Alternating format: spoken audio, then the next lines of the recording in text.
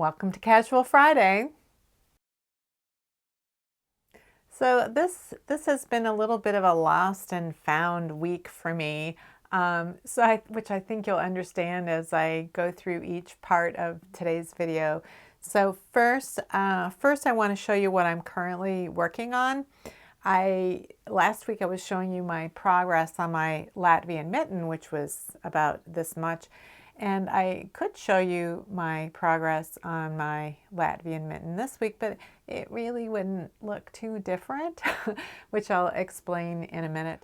We were out of town for a week, so one of the first things I do whenever I'm packing for a trip is to think about what knitting I'm going to bring with me, what extra yarn I'm going to bring in case my knitting runs out, and then also I research yarn shops in the area where I'll be going so that I could stop in at one if it's the first time that I'm visiting that area. If I've been to it before, I don't usually bother, but I do like to go to new yarn shops and then get a ball of souvenir sock yarn. So on this trip, I had just started a pair of socks for my brother, who needs my socks because he has large feet and large legs. So I started with this. I bought a whole bunch of balls of Cascade Heritage 150, which is a sport weight yarn. So you get 150 grams of it. And I think it was all the original colors. I don't know if the 150 prints has been discontinued completely or just these colors have been discontinued, because I think these were one of the original colors. It's kind of a blue and gray striped thing. I didn't finish the toe. I was concerned that I wouldn't have enough, so before I left I ordered some Cascade 150 in solid colors that I could use for toes. For this sock, I'm using the strong heel, and it's a modification that I'm testing to see if it will fit my brother, because I tried out the strong heel for me and I can knit it as it's written and it fits me perfectly. Normally I have to make modification to sock heels because they have a skinny ankle and really tall heels. My heel diagonal is much larger in circumference than you'd expect for someone with my ankle circumference. So I always have to make modifications, and I didn't for the strong heel, which is the same as the Flegel heel. It's just on top down instead of toe up. So I was working out, well, how do you calculate how to make this heel work if someone has a more normal foot or just has different foot measurements. So I think I have it figured out. So we'll see when these socks are done. I did all the way down to about where the toe was supposed to start on one, and then on the flight home I did the entire leg of the second sock. I was just watching a movie, knitting away. So that was great. My Latvian mitten, I have my class tomorrow. I have the second class tomorrow, and I really wanted to be done up to the point where I was going to up to the thumb. I think that's where she wanted us to be. So before we went on our trip, the class was Saturday, March 24th, and then all day Sunday the 25th, I spent kind of charting things out, like what did I want to do differently for this sock, or what did I want to do that was the same, but just make sure it was charted in a way I could tell the color changes, because there were 3 colors in this mitten, which wouldn't be so bad, except all 3 colors are used every round, at least in the design that goes down on the cuff here. So that was a little tricky for me to figure out. I'm very comfortable knitting with 1 color in each hand for stranded color work. Totally fine with that. But I'd never done 3 at a time, at least not for a long time. And it was never something I did regularly. So I always have to look up. I don't do stranded color work a lot, but when I do, I always have to look up, okay, which hand do I need the foreground color and which is the background color. I always have to try to figure out which one is going to be dominant. I can never remember, so I always have to look that up. And then I had to try to figure out, well, then when I have 3 colors, are 2 of them foreground colors or 2 of them background colors? And then which hands do I hold the 2 strands in versus the 1 strand, and how do I manage those 2 strands? So that was a bit of a trick. And I think what my problem was with this class is that I was hoping to learn something about the Latvian mitten history and culture behind it, and I totally got that. That was what I was hoping for. What I was expecting was probably more direction from the teacher, and that I could then understand, you know, why she was saying what she was saying, and then I could make modifications based on that. But it didn't quite go that way. She was doing a lot of, well, you can do what you want. You can do this, and which is totally the culture of Latvian mittens, is that the women who knit them were very creative. Every pair of mittens was unique in terms of the combination of the stitch pattern and the color combinations. So there was no, you know, repeating. These women would knit 200-300 pairs of mittens and not repeat them. So she didn't give us direction in that way, except that she did give us a couple of charts that she wanted us to use, and she told us to use size 0 needles. And we had a specific number of stitches to cast on.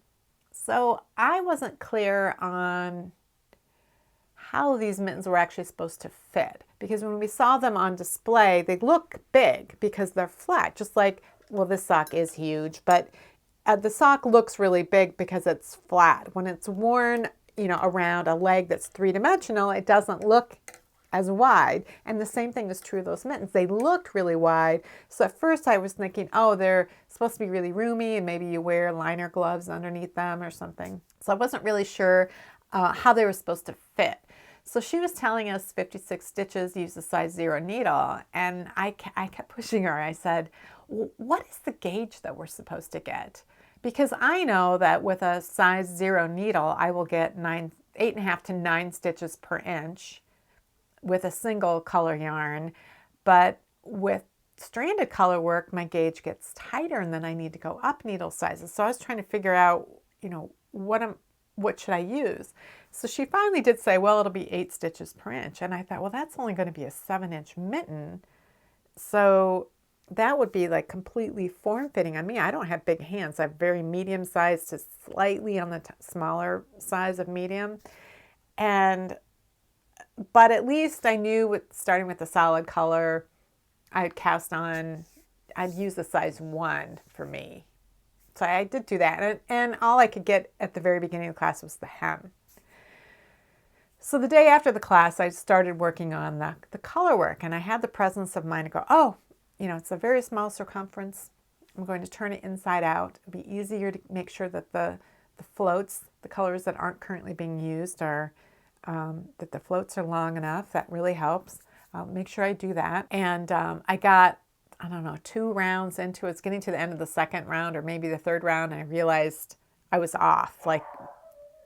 So I was trying to remember where I was.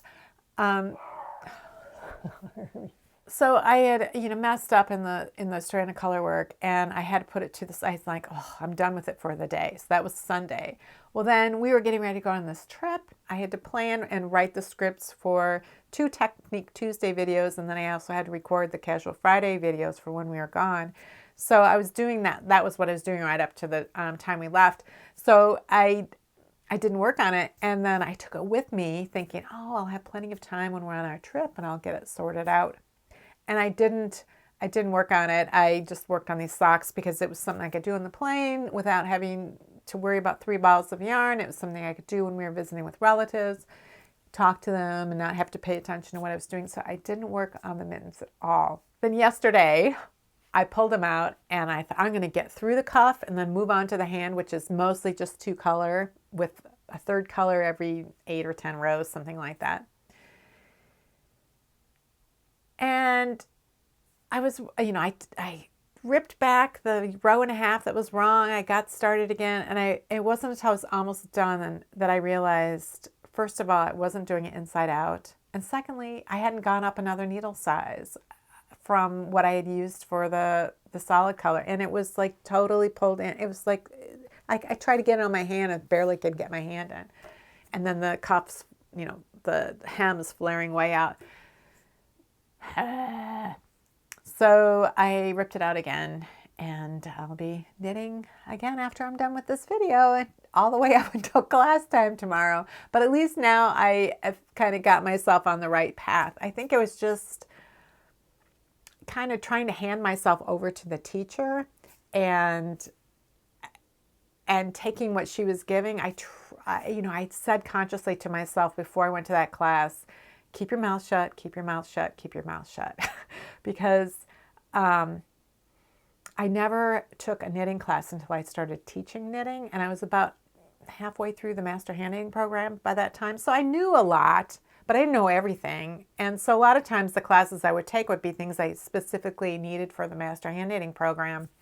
And like double knitting, I didn't know how to do that. Take that class from Lucy Neatbee, you know, perfect. And then sometimes I would take classes because I would have tried a technique and found it lacking in some way, like top-down set-in sleeves, for the kind where you pick up stitches all the way around, then you do some short rows and go down. And I found I had some issues with that method.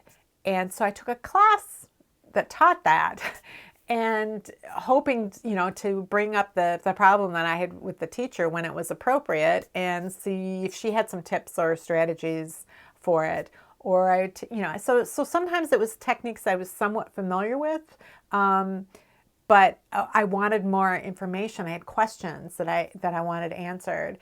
And in those cases,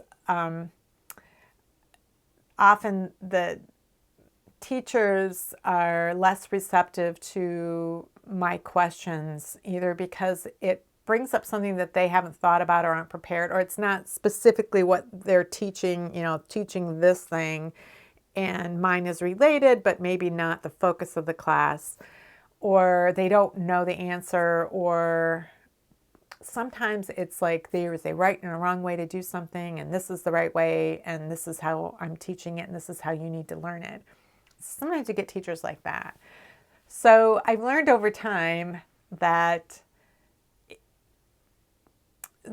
sometimes you can just ask anything that pops into your head, and the teacher will have an answer. And other times, some teachers are very prickly about it. So when I went to this class, I thought that I was the fourth person to sign up, so I thought it was going to be very small. So I wanted to work really hard at keeping my mouth shut and just taking whatever the teacher had to give, and not asking too many questions that might derail the class. And then it turned out it was a much bigger class, and the teacher's style was very different from a lot of the classes I've taken before. So I didn't really need to worry about it, but I think I had that mindset. So I kind of got derailed, I got a little lost, and I had to make some mistakes and then find my way and come up with a solution that would work for me. And I have one now. So there were, a couple of, problems that made me mess up a few times in this project. And I'm okay with that, because now I have a strategy for if this comes up again in another class at some point. So for our trip, my husband and I went to Northern California. We were in Silicon Valley for 3 nights, and then we were in Arizona for 3 nights. So in Silicon Valley, my husband had a tech summit to go to all day Friday, like 7:30 in the morning, and it went till 10 at night. He didn't stay till 10, but it was all day. So I knew I was going to have to make plans for myself. And one of the things I like to do when I'm in a new place is go to a local yarn shop. So I'd kind of looked a few up to see what was in the area. We weren't sure exactly where we were going to be staying yet. So I saw that there were 3 or 4 different possibilities. And then I thought, well, what else could I do? Maybe there's maybe I wonder if there's a sheep farm in the area, or, so I was just looking to see if there's a sheep farm. And what I found was that there was a farm called, it's sort of a demonstration farm. It used to be an old homestead, like 150 years ago or something. And now it's called Deer Hollow Farm. And it's in the middle of this Rancho, what's it called? Rancho San Antonio Open Preserve. So the county owns this thousands and thousands of acres of land. It's kind of a wilderness preserve, and there's tons of walking trails and a few biking trails and even some equestrian trails. And then this farm is in the middle of it, and they use it a lot for school trips, like kids that are living in these cities and suburbs that have never seen farm animals, don't know how farms work. Then they can come to this farm and they can see the different animals and learn about milking and learn about gardening and all of that, and where food comes from. And they do have sheep. So I thought, well, that's close enough. That's something to do. And and it said something about whether you park and then it's a 1 mile walk. And the photographs, you could see families walking along what looked like basically a paved road. And so I thought, oh, well, that would be a nice walk, a mile walk. So I plugged it into my GPS, and I got there. And when I got there, there's like this hill starts coming down, and then to the left, I could see people flying like model airplanes, those little like remote control airplanes. There's like a little airplane field and a parking lot right there. And then the road kept winding down and around, and I could see at the bottom there was at least 3 different parking lots at the bottom with, and I could see the little building there, which I thought, oh, it's probably a restroom, so that's handy. I'll park down there.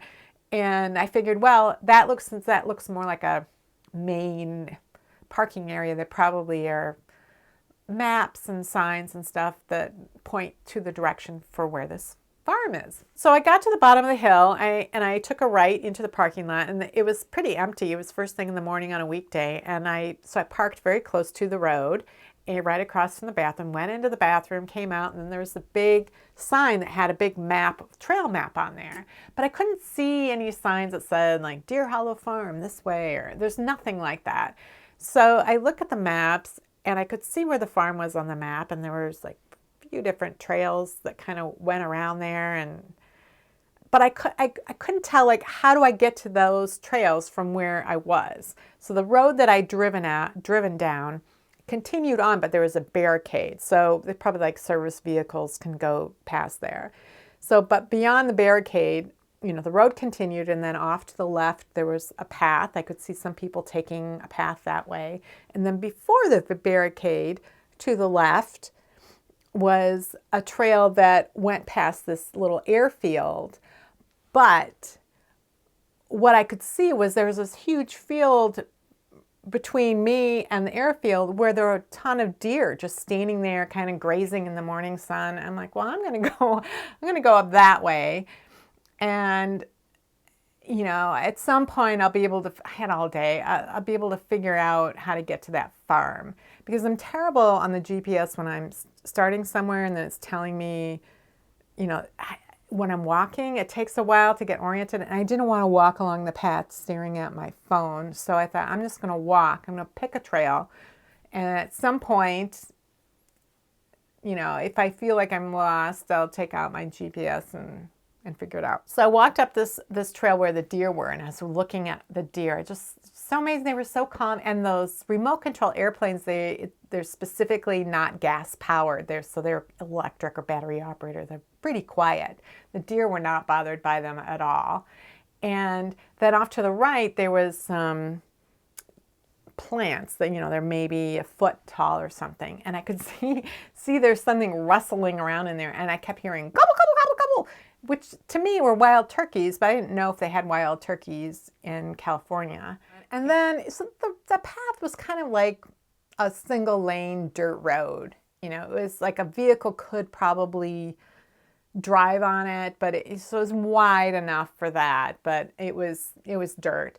So it started going uphill, and then just got really beautiful vistas and trees and stuff. It's so pretty. And eventually I got to a fork, and I had 3 choices, and then there were little trail signs that I could, and none of them, still nothing that said Deer Hollow Farm. I'm like, why? How could you have school field trips and not have signs, good signs that to tell us? I think it's probably going the wrong way. There's probably some other way it was supposed to go. So I found the trail, a coyote trail. And I'm like, well, I know that one goes near where this farm is. So I followed that for a while. And that one was like a narrow footpath. And it was really sort of inside all of the greenery area. It's really, really pretty. And birds are singing, and you could hear highway traffic from a very far distance. But it's really, really nice.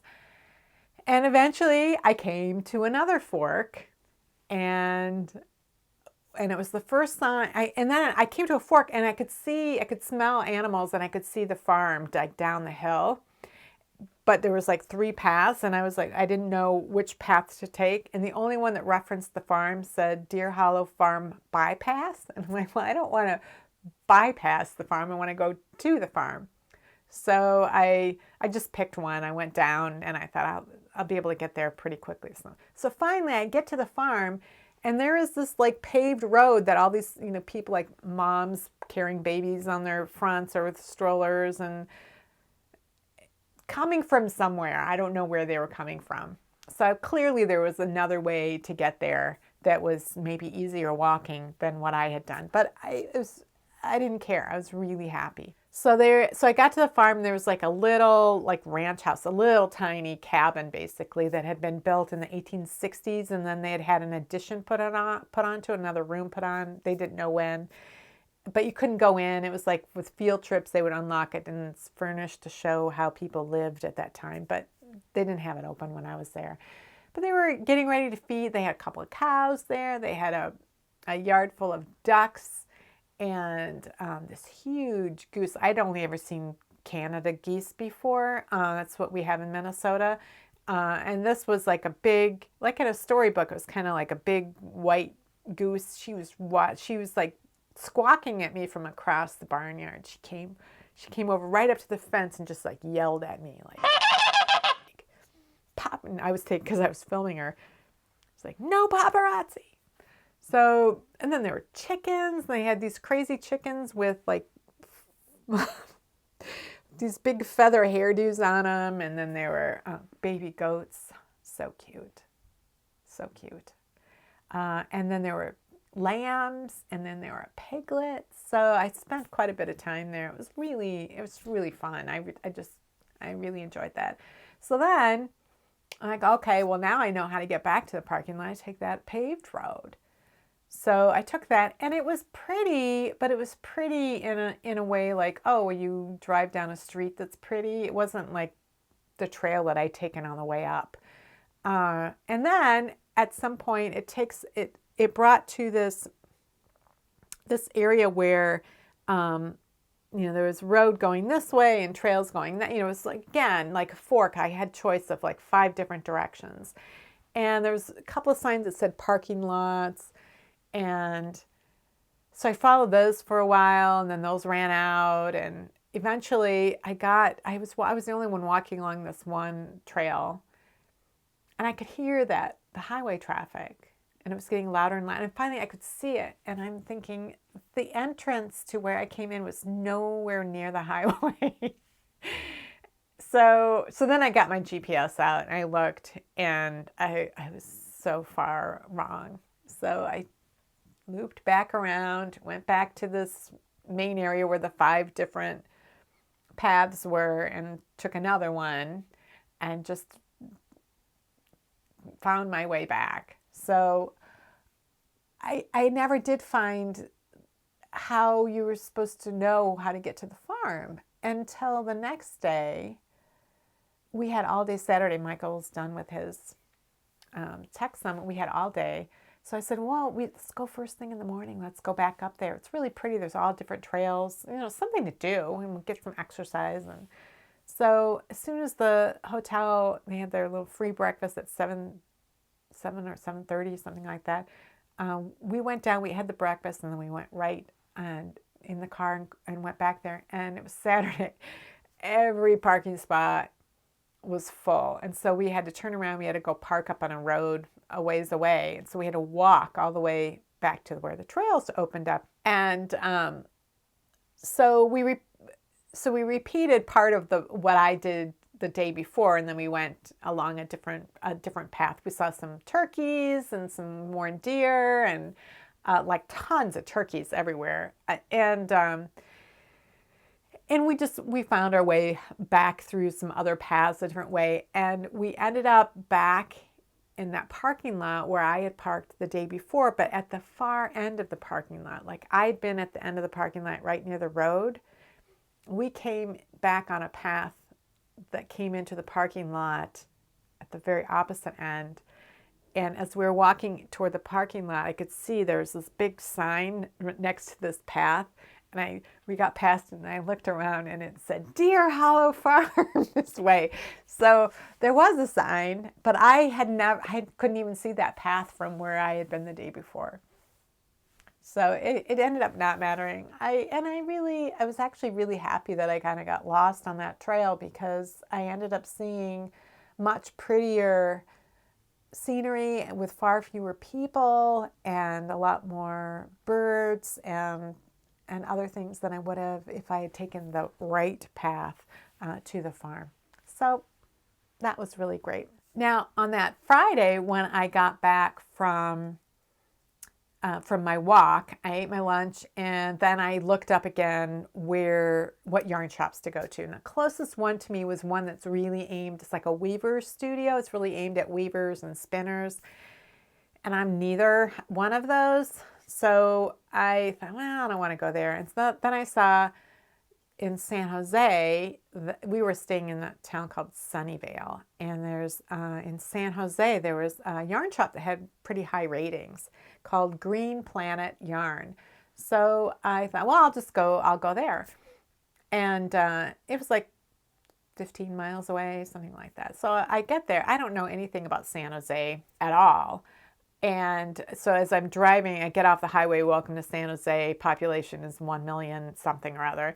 So I make my way through the streets, and I get to the yarn shop. I go in, very lovely woman immediately greets me. Hi, how can I help you? And I said, oh, well, I'm from Minnesota, and so my first time here. And I said, she's telling me how the shop was set up, and I was asking, well, are there any sort of specialty yarns or regional yarns, like local indie dyers, anything like that? And she's like, no, we don't have anything. She goes, oh, no, we do have one thing, and it's called Anzula is the name of the company.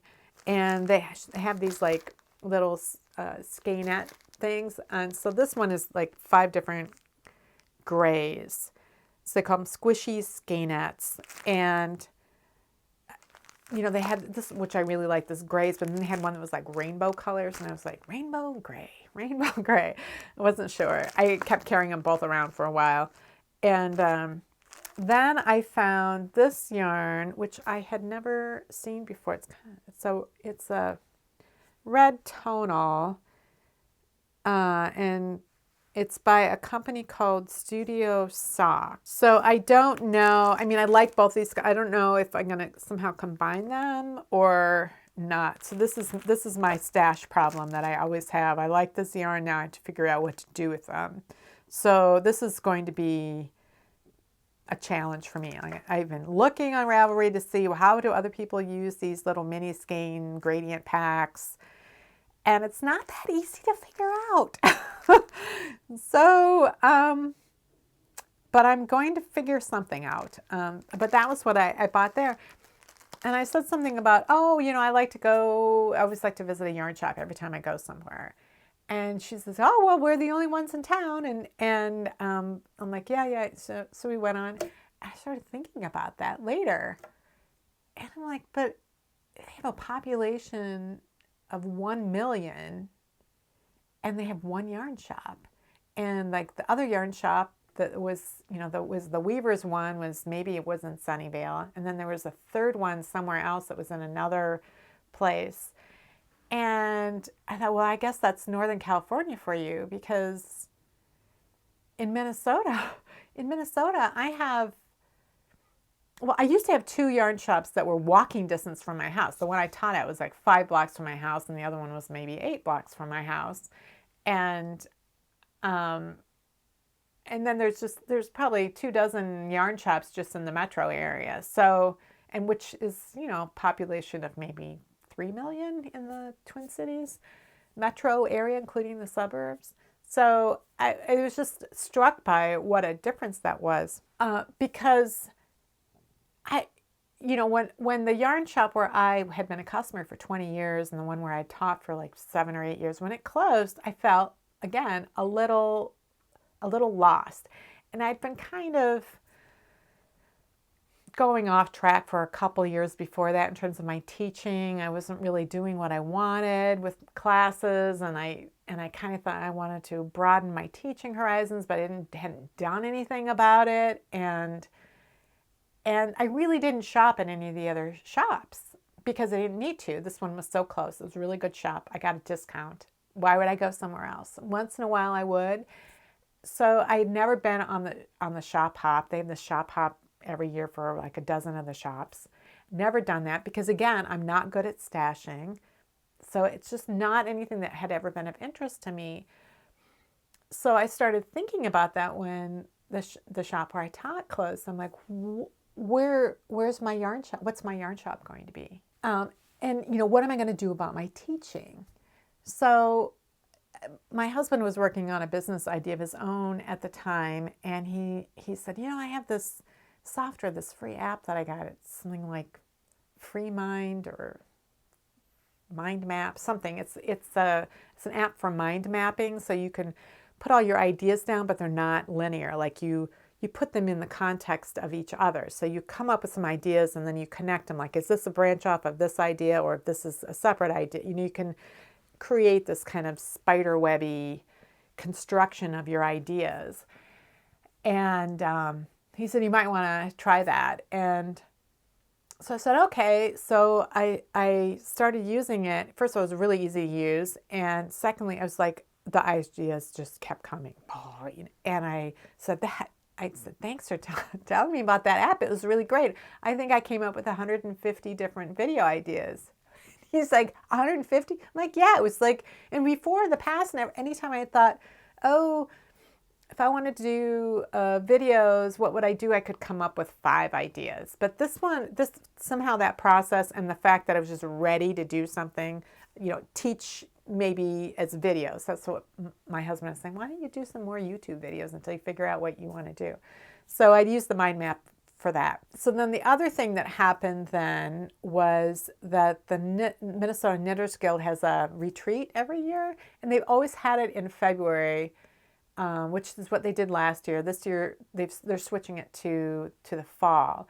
So in January, I'm thinking about all the videos I'm going to do, and I just need to get out and do things with other knitters. And so I'm going to try that retreat. So I signed up for the retreat, not really knowing what to expect, how many people would be there, whether I would really connect with anyone or not.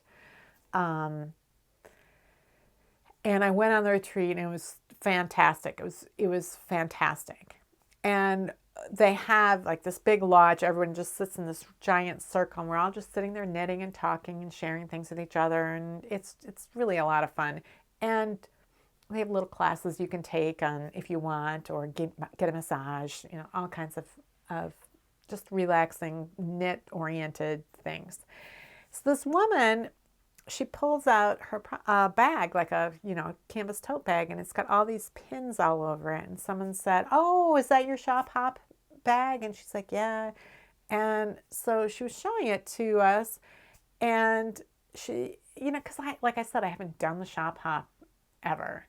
So, and I never really paid attention to it when our shop did it because I didn't work there other than to teach. They're always raising money for like food shelves, and so either you make a donation on a shop by shop basis, and then you can get a pin, and then if you've been to all the shops, then you're eligible for a drawing, or you can do this thing ahead of time where you pay a certain amount of money, donation, and you get coupons, and you get the tote bag, and you don't have to worry about doing a donation at each shop. It's just all taken care of. So I thought, oh, I've been thinking about doing the shop hop, but I'm just not good at stashing. I'm terrible at it, and figuring out what to do with the yarn and walking in. I'm not terrible. I don't like to shop. That's not my style. She goes, oh, well, there's a way you can do that. What you do is a couple months before the shop hop, every time you think, oh, I want to make this pattern, I need these buttons, or I need a new set of needles in this size, whatever, just write it down. Don't buy it, just write it down until you have enough to get something from each shop. And then, or not, I mean, you don't have to buy something at every shop, but if you want to go to every shop. And then when you get to the shop, you look at what's on your list and you look at what they have there, and you pick it off that way. I thought, well, that's really a great idea. So I did that because I thought this would be a really great way for me to see what all the shops in the Twin Cities that participate in the shop hop, what they're like. And it was interesting to see how similar many shops are, and then what is unique about very specific certain shops really do have their own identities. And I found a couple that I really liked, and then others that I'm like, well, these are just sort of interchangeable, so might as well go to the one closest to me for that. So that was a really great way for me to kind of get myself back out, to sort of find myself, because like I said, I'd been kind of lost in terms of teaching and where's my yarn shop. And I've kind of reconciled myself to, I don't have a yarn shop anymore. I just don't. So I sometimes I order online, sometimes I go to the shop nearest me, which has just changed owners. Sometimes I go to a very specific shop. There's one shop that I went to at the end of that first day of the shop hop when I was like up to here with yarn shops and with driving, because it's like 100 miles each day that I was driving. And I was just like, I don't care. I'm going to go in and get my pin and I'm leaving. I can't stand it. I'm like, I walk into this shop. I had zero expectations that it would have anything in it that I would want. And I walked in there, and this shop had a lot of yarns in different yarn weights, in solid colors, in every color. Like if she carried a particular yarn line that came in solid colors, she had every color.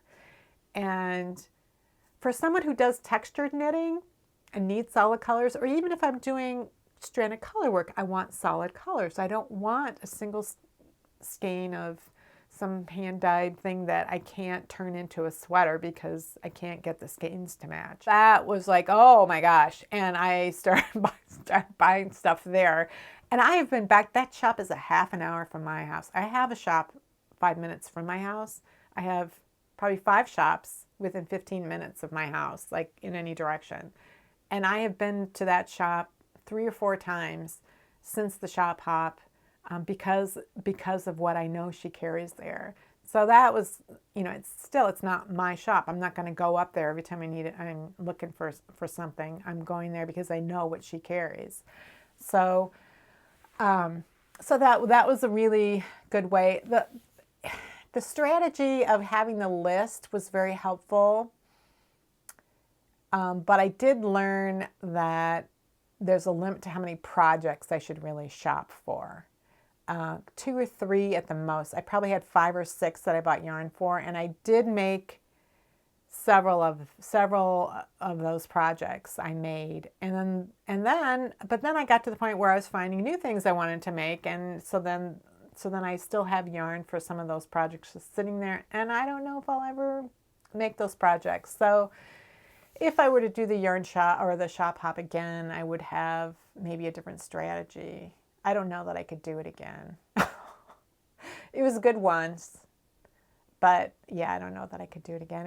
It's some people look forward to it. They do a big group. Some people do the entire thing in one day, and then go to other places to shop in addition to that. Oh, the Sunset store is in between this yarn shop and that shop. We should stop in there. And I'm just like, how can they do this? I can't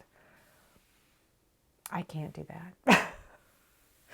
So everybody's different. So that's it for Casual Friday, the Lost and Found edition.